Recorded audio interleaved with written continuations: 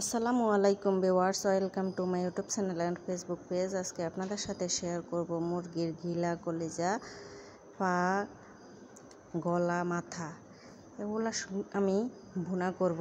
তো প্রথমে আমি তেল গরম করে পেঁয়াজ মরিচ দিয়ে দিছি। এখানে পেঁয়াজ দিছি 5টা, এলাচ 5টা, লবঙ্গ 5টা, দারুচিনি 4 পিস।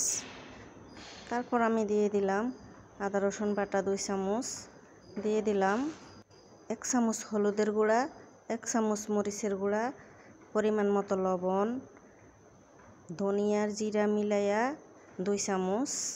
এখন আমি নাড়াচাড়া করে মশলার উপর যখন তেল উঠছে তখনই দিয়ে দিলাম মুরগির গিলা, কলিজাগুলা।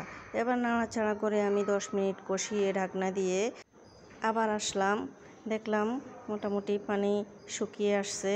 এবার আমি আরও একটু পানি দিয়ে আরও 20 মিনিট রান্না করব, একদম শুকনা শুকনা করে, কারণ আমি এটা ভুনা করব। এগুলো ভুনাই মজা হয় বেশি, তাই আমি ঝোল রাখবো না। এই তো আমার রান্না হয়ে গেছে, পরিবেশনও করলাম। আল্লাহ হাফেজ।